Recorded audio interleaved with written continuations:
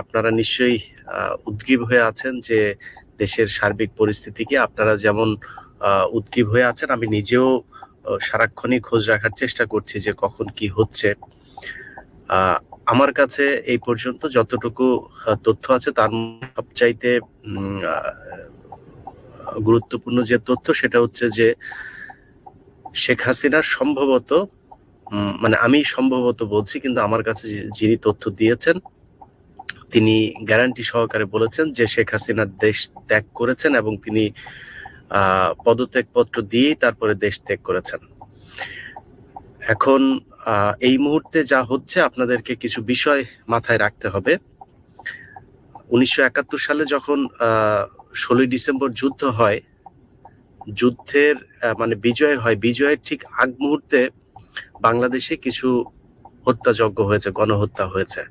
সেই ঘটনাগুলোকে দায় চাপানো হয়েছে যুদ্ধ অপরাধী পাকিস্তান তাদের উপরে, কিন্তু বাস্তবিক অর্থে সেই ঘটনাগুলো ঘটিয়েছিল ভারতীয় গোয়েন্দা সংস্থা। এই মুহূর্তে আপনারা যারা সোশ্যাল মিডিয়াতে অ্যাক্টিভ তারা নিশ্চয়ই জানেন যে কিছু খবর পেয়েছে যে ভারত থেকে লোক আসছে, ভারত বিভিন্ন বাড়িতে বাড়িতে গিয়ে তারপরে অনেককে হত্যা করা হচ্ছে। আমার কাছে এরকম দু একটা তথ্য এসেছে। অতএব এই ঘটনাগুলো যে ঘটছে সেটা আমি জানি না, কিন্তু ঘটতে যে পারে সেটা আমি কনফার্ম, কারণ এই অভিজ্ঞতা, এই ধরনের নজির 1971 সালেও এই দেশে হয়েছে। পাকিস্তানি বাহিনী যখন একেবারেই বন্দি, কোণঠাসা, তাদের আগ্নেয়াস্ত্র, তাদের গাড়ি, তাদের যন্ত্রপাতি যা আছে সবকিছু ভারতীয় বাহিনীর অধীনে, তাদের কাছে তারা যখন জিম্মি হয়ে আছে, সেই সময় পাকিস্তানি বাহিনীর পোশাক পরে তারপরে তারা গিয়ে বিভিন্ন জায়গায় ধর্ষণ, হত্যা, এই যে শেষ মুহূর্তে বুদ্ধিজীবীদেরকে হত্যা করা। এই বুদ্ধিজীবীরা তো কেউ মুক্তিযুদ্ধে যায় নাই, প্রতিটা বুদ্ধিজীবী রাজাকার ছিল। এই যাদেরকে 14ই ডিসেম্বরে মারা হয়েছে, তাদেরকে কেন পাকিস্তান মারবে? অতএব এই মুহূর্তে তারা জানে, তারা এই যে কদিন ধরে যে আন্দোলন হলো, এই আন্দোলনের ভেতরে যারা যারা সামনে ছিলেন এরা তো খুবই ছোট বাচ্চা, তাই না? এরা তো, এদের ভেতরে ওই ধরনের অভিজ্ঞতাও নাই, এরা এইসব নিয়ে অত কিছু জানেনও না, বুঝেনও না। তাদের মনে যা চেয়েছে, যেটা সত্য তারা মনে করেছে, তারা সেটাই বলেছে, সেটাই করেছে। কিন্তু ভারতীয় গোয়েন্দা সংস্থা তাদের এই যে ভিডিও ফুটেজ গুলো তারা দেখছে যে কাদের কাদের ভেতরে, মানে শেখ হাসিনার বিরুদ্ধে যারা কথা বলে তাদের তো আসলে সবচাইতে বড় যেটা, সেটা ইসলামী মূল্যবোধ থেকেই কথা বলে, এবং এটাই হচ্ছে ভারতের জন্য সবচাইতে বড় সমস্যা।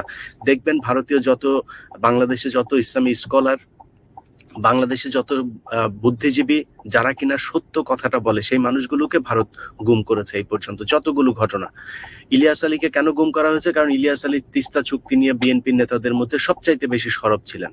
তার জন্য সিলেট এলাকায় অনেক কিছুই ভারতীয় গোয়েন্দা সংস্থা করতে পারছিল না, এই কারণে তাকে করা হয়েছে। আবরারকে কেন মারা হলো? ভারতের বিরুদ্ধে কথা বলা হয়েছে। দেলোয়ার সাঈদীকে কেন হত্যা করা হলো? এই সব কিছু, এই যে জামাত ইসলামের বিরুদ্ধে কেন তাদের এত ক্ষোভ, সবই ভারতের কারণে। অতএব এই মুহূর্তে তারা দেখেছে যে কাদের কাদের ভেতরে দেশপ্রেম আছে, সেগুলোকে মারতে হবে, সেগুলোকে শেষ করতে হবে। অতএব শেষ মুহূর্তে তারা সেই ধরনের সুযোগটা নিতেও পারে। যারা আন্দোলনে ছিলেন, আমি বিশ্বাস করি আল্লাহ যদি সবকিছু ঠিকঠাক রাখেন, এই পরিস্থিতি থাকবে না।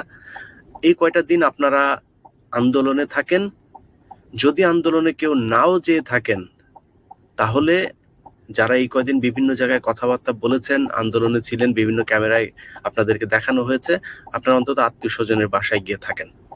কারণ যেটা বললাম যে শেষ মুহূর্তে বাংলাদেশের সেনাবাহিনী কি আচরণ করছে, সেনাবাহিনীর কি মানে তাদের আপনাদের সামনে যে ধরনের আক্রমণাত্মক ভূমিকা রাখার জন্য শেখ হাসিনা তাদেরকে পাঠিয়েছে, আপনি গত এই কয়েক ঘন্টা দেখেছেন যে তাদের ভেতরে সেটা নাই। সেনাবাহিনীর ট্যাঙ্কের উপরে উঠেও সাধারণ ছাত্ররা উল্লাস করছে।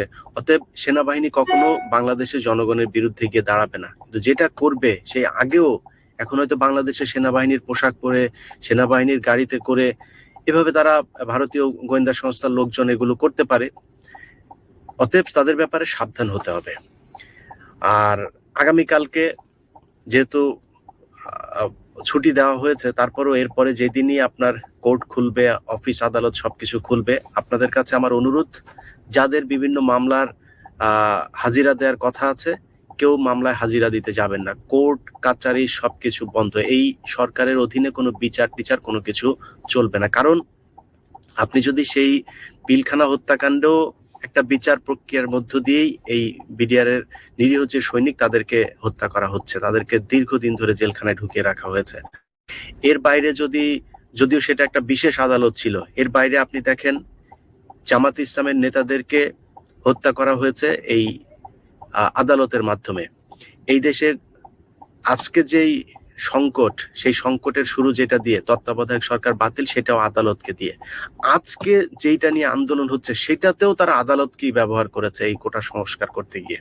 অতএব এই দেশের সবচাইতে বড়, আমরা যাকে পুলিশ বলেন, রাজনীতিবিদ বলেন, আওয়ামী লীগ বলেন, সবচাইতে কুকুরের ছানা হচ্ছে এই দেশের বিচারকেরা। বর্তমানে বিচার কার্যে যারা আছে, যারা এই বিচারগুলোর সাথে যেসব বিচারকরা বিশেষ করে যুক্ত ছিল, আমি সব বিচারককে খারাপ বলছি না, আমার বিশ্বাস এই বিচারকরা কোর্টে সবাই যাবে না, কারণ এরই মধ্যে অনেকেই দেশ ছেড়েছে। যারা যাবে তারা কোন দিক দিয়ে যায়, কোন দিক দিয়ে বের হয়, সেই খবর দেওয়ার মতো লোকও আমার বিশ্বাস যে এই বিচারকদের মাঝখানে আছেন। তারা তাদের সাথে সমঝোতা করে, অর্থাৎ যারা আন্দোলনে আছে তাদের সাথে সমঝোতা করে তারা কোন দিক দিয়ে অফিসে আসে, কোন দিক দিয়ে যায়, এগুলো খোঁজ খবর রেখে তাদেরকে শায়েস্তা করতে হবে। বিচার কার্য চলবে না, কেউ কোনো হাজিরা টাজিরা দিতে কোনো জায়গায় যাবে না। জেলখানায় যেসব মানুষজন আছে, নরসিংদীতে যেভাবে তাদেরকে উদ্ধার করা হয়েছে, বাংলাদেশের জেলখানাগুলোতে এখন ৮০% জামায়াত শিবির বিএনপির লোকজন বন্দী, তাদেরকে ছাড়াতে হবে। অতএব সম্ভব হলে বাংলাদেশের সবকটি জেলখানা থেকে তাদেরকে উদ্ধার করতে হবে।